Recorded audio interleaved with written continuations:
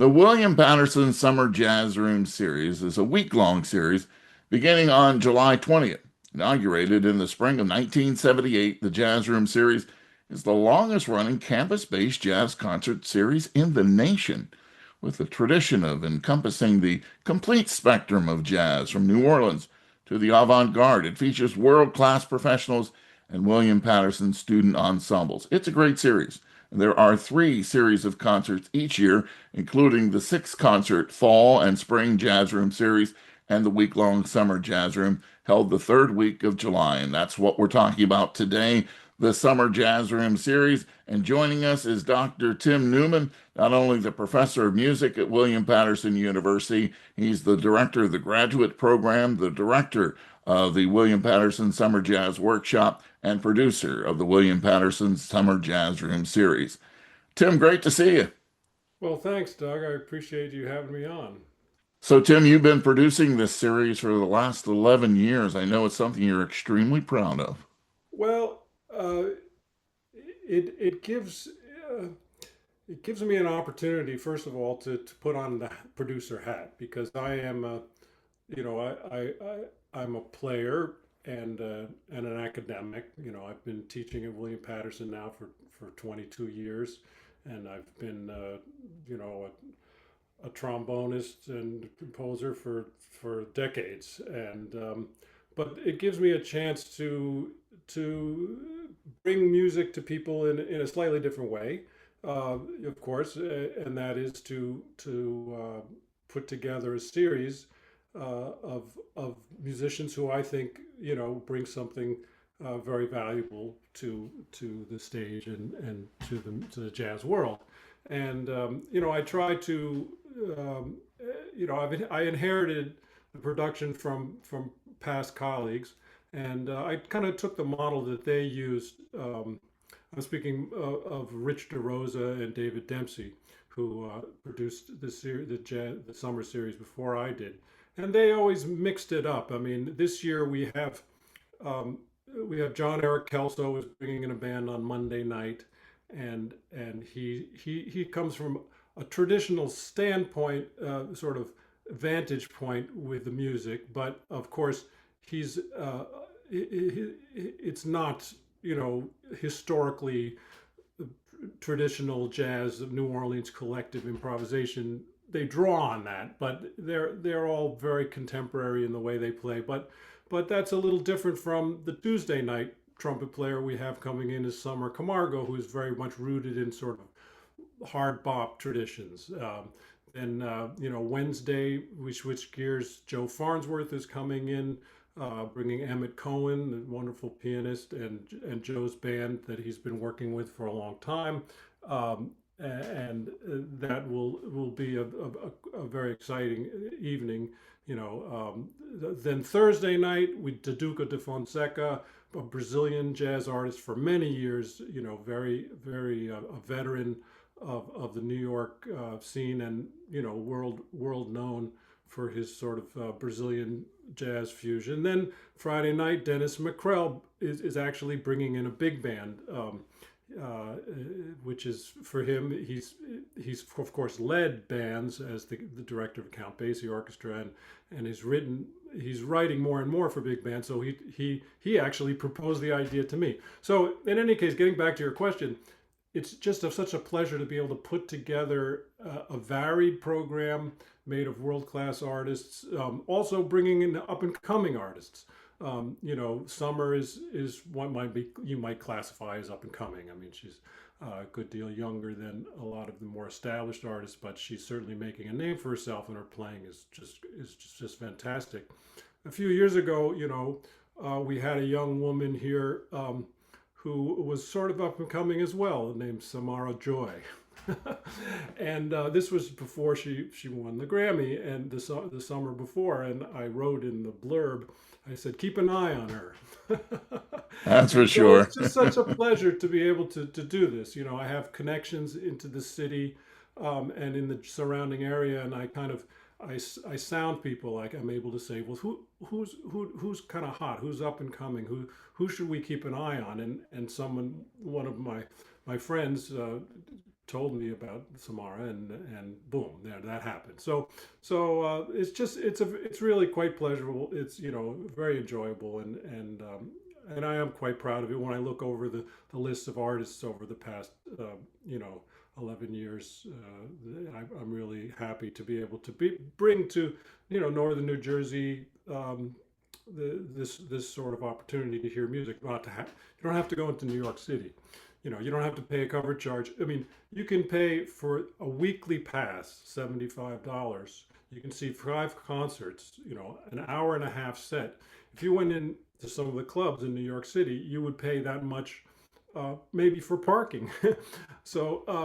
It's not only great artists, but it's certainly something that's affordable for people in the area.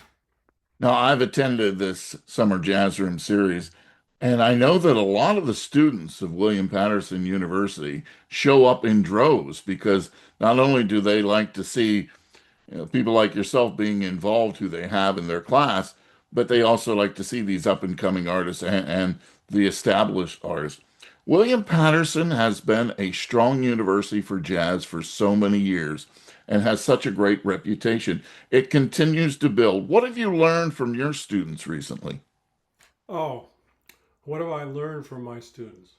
Well, um, I've learned, first of all, I mean, the thing that we as educators are dealing with a lot um, these days is the use of artificial intelligence, right? And that's something that academics are wrestling with, this new technological, development that's affecting the world in so many different ways. And what I've learned from my students is they want to play music with people. They want to make music themselves, without the use of computers, without AI. They want to write their papers without AI. Many of them, it's very interesting. I mean, academics sort of think that many students are using it as a crutch, or they're using it, but what I've learned from them is that there's no substitute for the musical and sort of interaction that goes on, and the amazing. I mean, when you think about the physiological, what's going on in the brain and the body during when a jazz trio plays, for example, the amount of learned history that each individual brings to the table, and the way they interact in the moment, the way they're feeling in the moment. This is nothing that can be replaced by machines. And this is one thing that, my students keep, the students of William Patterson, I should say, keep emphasizing. They also emphasize, I mean, things that we know, the value of community. I mean, we have a great student community at William Patterson. Both undergraduate and graduate students, play together in the school, in the curriculum. Of course, they have to play as part of their degree programs, but then they play a lot outside of school. They really form very close bonds with each other. So it's constantly reinforcing the fact to me that community is important. That's how this music grew. That's how this music developed. That's how it was born, through community, and that's how it's truly perpetuated. I love your background, not only as a trombonist, but you've explored many kind of styles and genres. You had a residence for a couple years in the symphony orchestras in South America. You've got your BM degree from William Patterson College at the time, an MM from the Manhattan School of Music, and a doctorate from New York University. Your time at William Patterson. Tell us about some of the professors that you had and how you were Oh, inspired. oh, I'd love to do that. Well, first of all, my major mentor was Rufus Reed.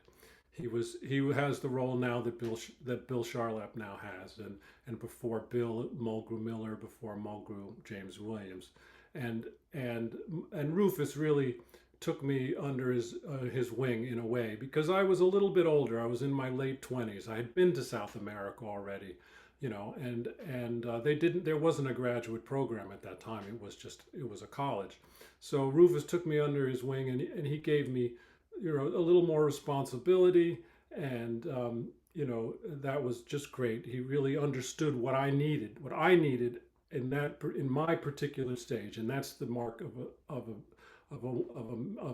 true mentor and educator, is to see the student and see what that particular student needs, and not use any sort of like cookie cutter. So Rufus, and of course Rufus was someone who I had seen since my teens, going into the city to see a host of things, among, Thad Jones' Mel Lewis Orchestra, and seeing Rufus, and in the back with his pipe, and I first knew him as an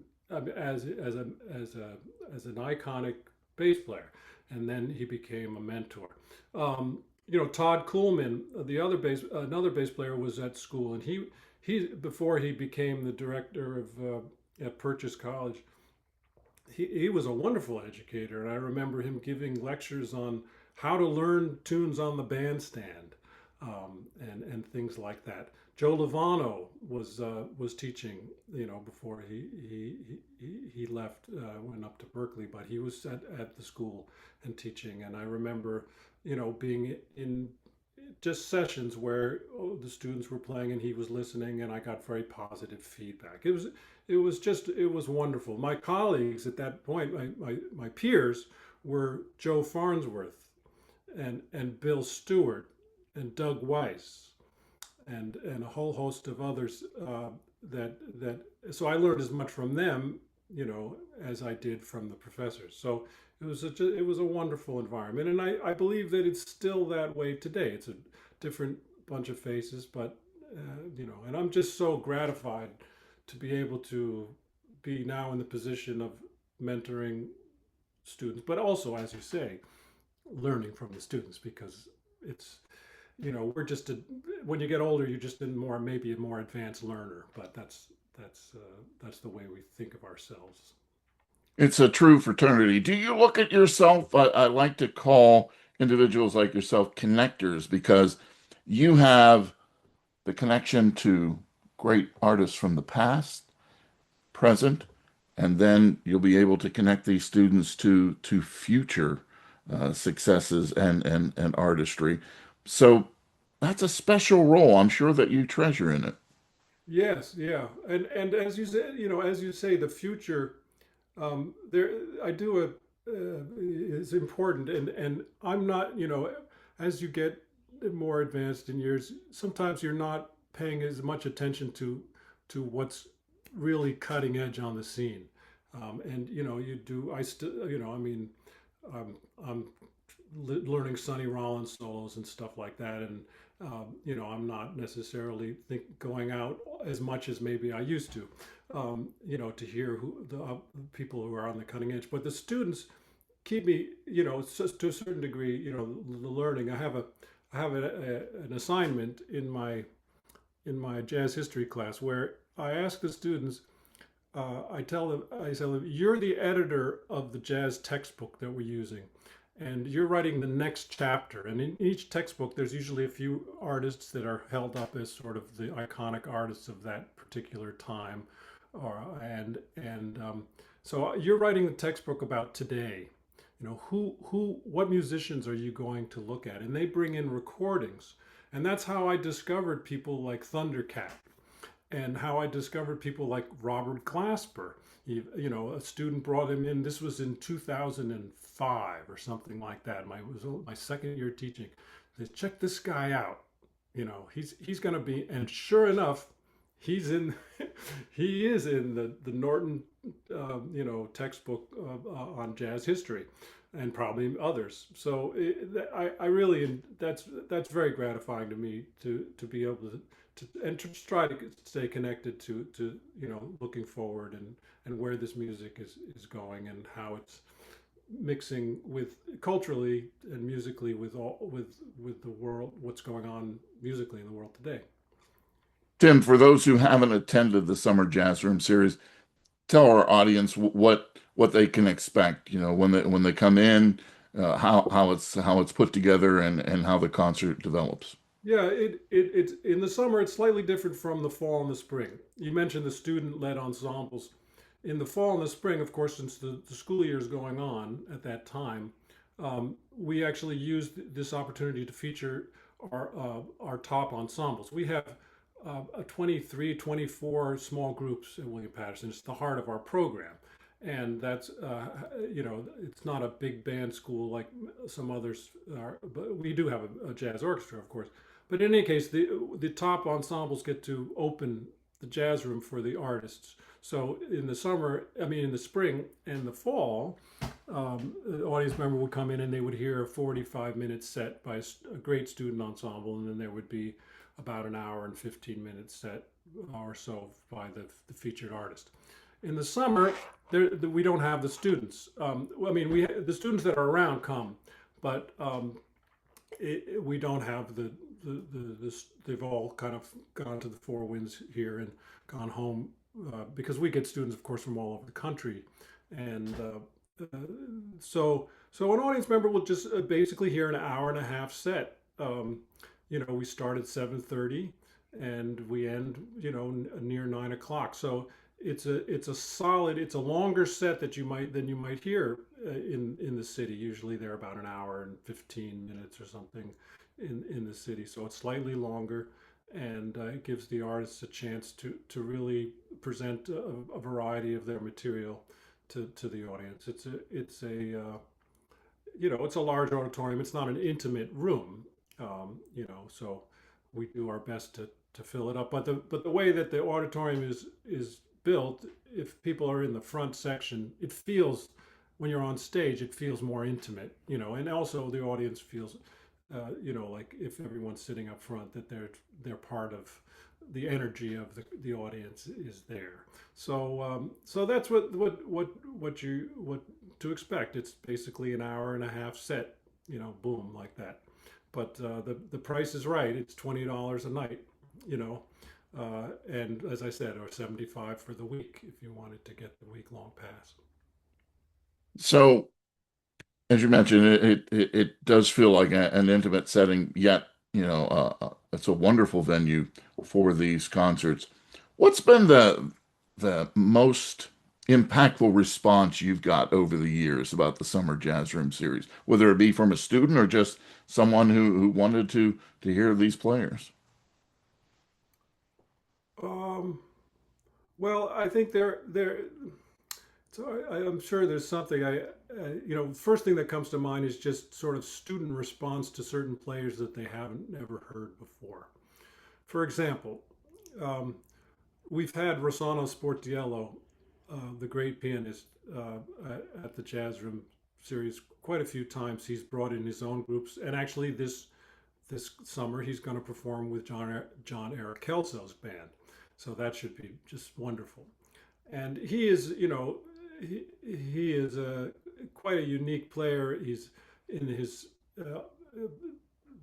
sort of grounding in the stride and the going back before bebop and the piano styles of Teddy Wilson and others of that era, and bringing, of course, making it very current and contemporary. But any case, I've had pianists students who've seen him live were real, they were really impressed, and they really wanted to check him out more. And so I think that's one of the things that I'm really glad to be able to do is turn people on, to other artists that they might not check out that really would make an impact on them as well.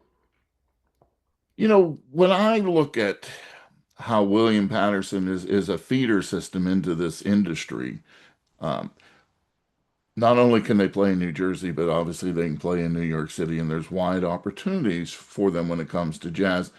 Maybe a lot more than other type of jobs that students are going after when they go to various universities. It seems like the fact that the faculty and those who are there at William Patterson have such a jump on and give the students such an edge when it comes to getting these type of jobs. Uh, you know, uh, if you're going for an engineering degree, you're going for uh, another type of degree, you're going in the medical field. You have a lot of hurdles that you have to go through. Am I right in assuming that a place like William Patterson gives these students when you're not only getting an education, you are getting a step into the industry unlike others. Yes, it's true, and it all comes down to the mentorship that the faculty give the students.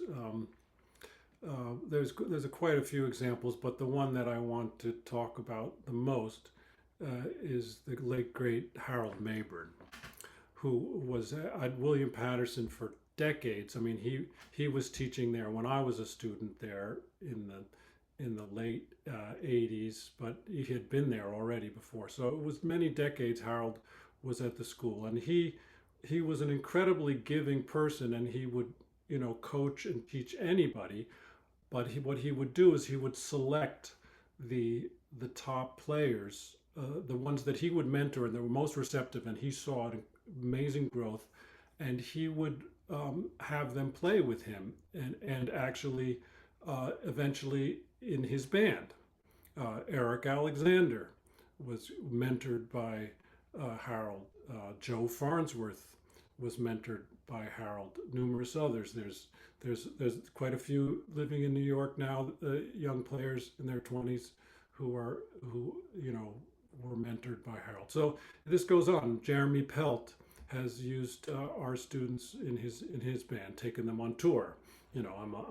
I was like, oh man, you're gonna miss my jazz history class for 3 weeks. You're gonna do your reading on the road. And I talked to Jeremy, and they had to lean on this one individual. And it got to be so the band members were saying, hey man, did you do your reading today? So. But we encourage that. I mean, we don't want to. I mean, if he's going to take a student out for a semester, then you got to take a leave of absence. But that's the step. That's a connection, a real connection. I mean, a bona fide the value of that is tremendous, and it still exists with Jonathan Blake, and with that's part of the feeling among the professors. It's not our adjunct faculty, David Wong and Mike Ladon. I mean, they don't see. My feeling is, and what I gather from the way that they comport themselves in the community, is that it's not just like punching the clock. Let me just go teach my lesson and get my paycheck and go home. They're interested in mentoring musicians in the same way that Jack Teagarden mentored Stan Getz. This is the University of the Streets, and these students, all they really want to do is go to these professors' gigs and hang out, and maybe when they're ready, sit in, and maybe at some point hire. Like we've had students. I had a graduate student who put together a college tour. Okay, wonderful guy from Canada. I'm trying to remember his name, Fraser Calhoun, and he put together all over the country, and he hired Mulgrew Miller to play in his band, and Mulgrew said, yes, I'll do it. So that's the sort of connection, that's the sort of mentorship and connection that I think is very, very special about William Paterson. I'm not saying it doesn't happen other places, but I think that's one of the. It's obviously to me the secret to, or not such a secret, but the formula for success and that sort of step into the industry that you're talking about. I asked you about what you've learned from students. How about being a professor and being a part of the program at William Paterson? How has that changed you as a musician? Well, I've learned to just be relaxed. I mean, I've seen how my they're my colleagues, but they're also kind of my idols and mentors in a way, because it's like like mentoring side by side. I see the way Mike Ladon operates. For example, a few years ago, we put together a concert for the Jazz Room. It was Dexter Gordon, Milt Jackson, Thad Jones' 100th anniversary, and there were a few others. Wes Montgomery. So we put a concert together around that that fact that it was their anniversary, and we invited no other than Mike Ladon Oh, it was also Benny Golson's 100th. So Mike Ladon, who has played both with Benny Golson and Milt Jackson, we thought he would be the perfect guest artist. So we're able to invite him in, and we don't have a lot of time to put that concert together. It's basically we get the charts, we email them back and forth, a little bit of listening on our own. We have an afternoon. We have about an hour and a half in the afternoon on Monday afternoon and put it together, and then we hit that night. So it's very spontaneous. It's very much in the spirit of the music, and for me to watch the way Mike operates when he's the way he works, to gets familiar with maybe something he wasn't so familiar with.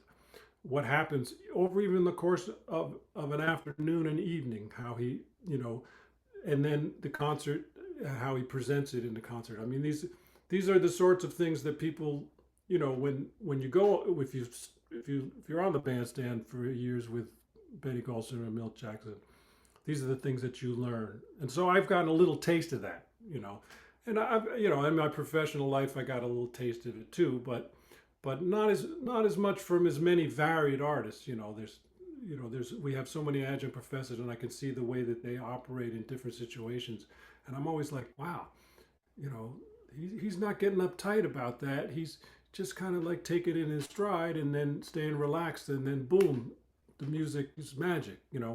But then I see some, and then I think, well, in my situation, sometimes I would get nervous and it wouldn't happen as much as. So I'm these little bits of gold. They're a little bit of information that I'm picking up from them. It's just, I mean, I feel so privileged to be in the position that I'm in, really. So it's the William Paterson Summer Jazz Room Series and begins on July 20th. And Tim, for more information, where can people go? There's a website called WP Presents. If you Google that, it'll pop up, and you'll see the concerts right there. We do present more than just jazz, but those are front and center. You can't miss them.